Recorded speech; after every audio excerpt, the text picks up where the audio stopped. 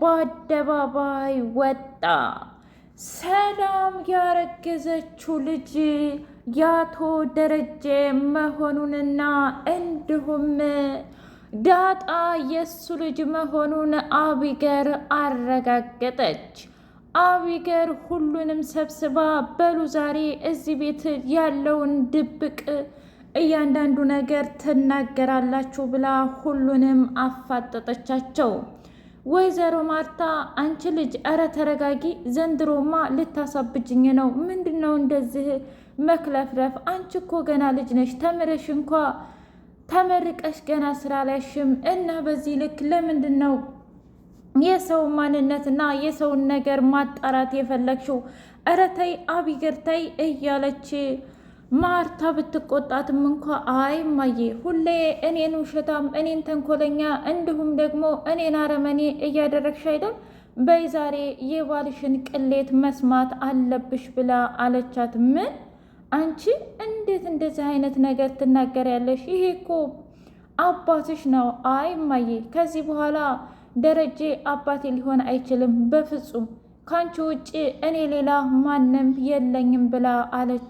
ከዛ ሰላምና ዳጣ እንዲሁም ናታን በጣም ደነገጡ። ናታን ብድግ አለና አቢገር ኧረ እባክሽ ተረጋጊ። ቆይ ምንድን ነው በዚህ ልክ እናትና አባትሽን ከፍ ዝቅ እያደረግሽ የምትናገሪው?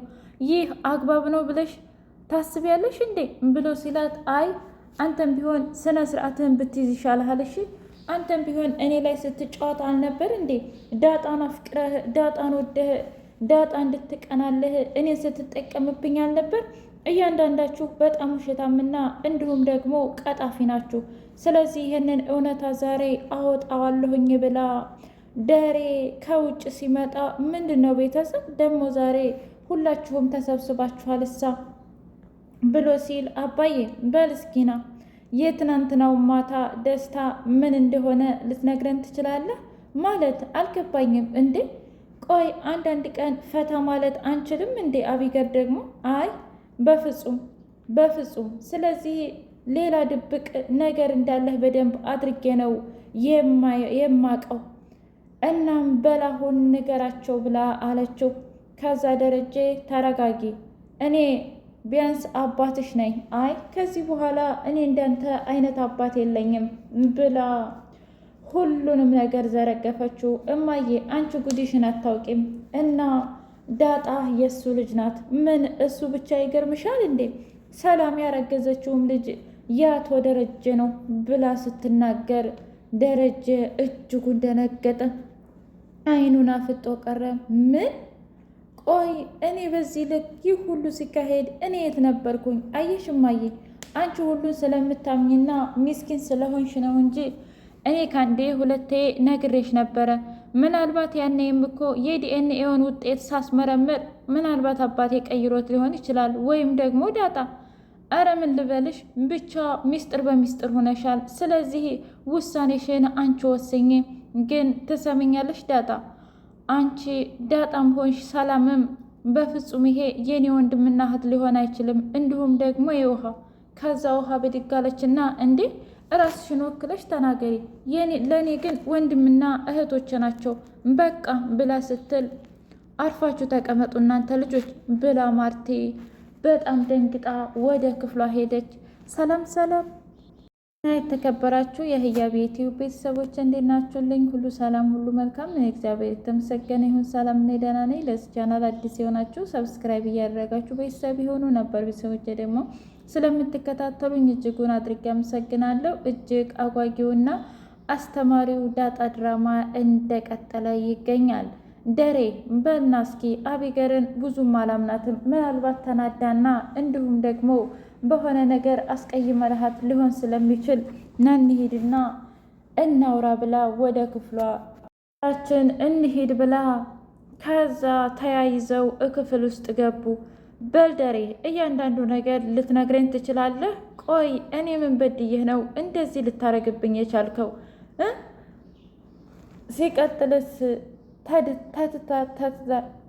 በፊት ነው ወይስ ደግሞ ከትዳር በኋላ እንደዚህ አይነት አስነዋሪ ነገር ያደረግከው ብላ ስትለው፣ ኧረ እባክሽ ተረጋጊ ማርትዬ፣ ታውቂያለሽ አንቺን ምን ያህል እንደምወድሽና እንደማከብርሽ እና ሆን ብዬ አስቤበት አቅጀበት ይመስልሻል እንዴ?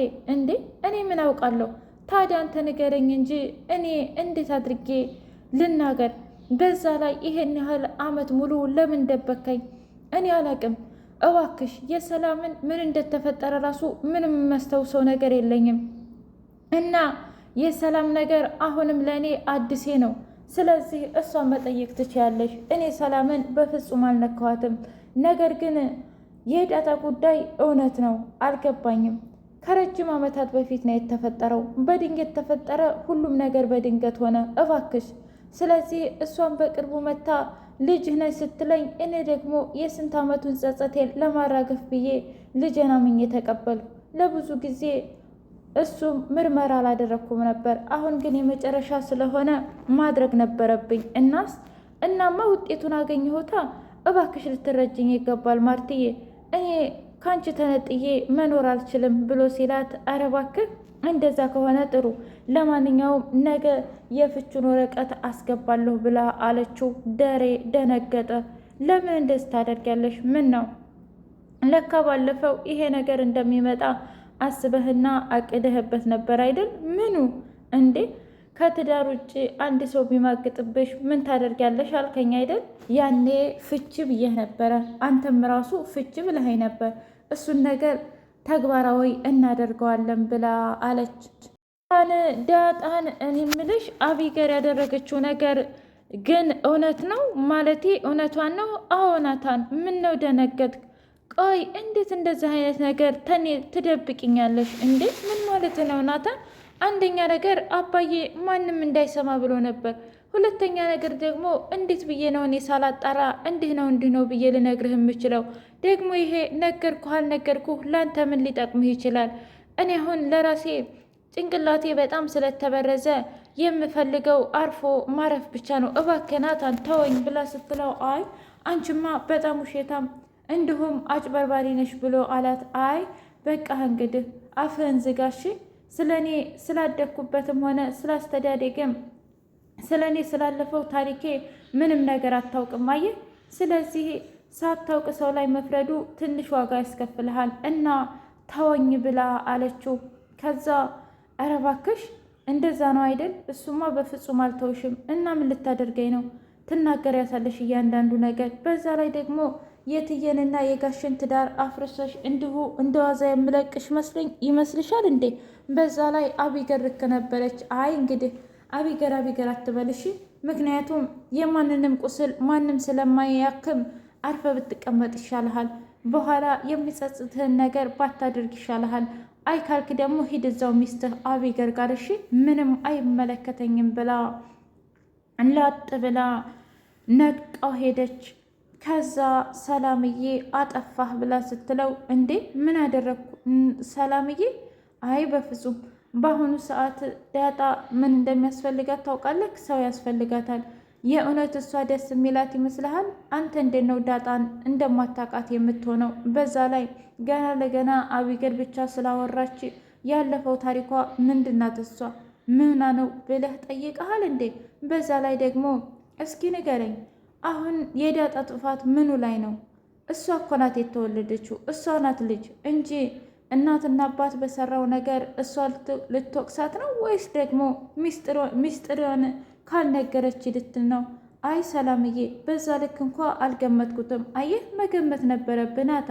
አንተ እኮ የተማርክ ነህ። በዛ ላይ በጣም ብዙ መጽሐፎችን አንብበሃል። ታዲያ መጽሐፉ ለዚህ ካልጠቀመህ ለምን እንዲጠቅምህ ፈልገህ ነው ብላ አለችው።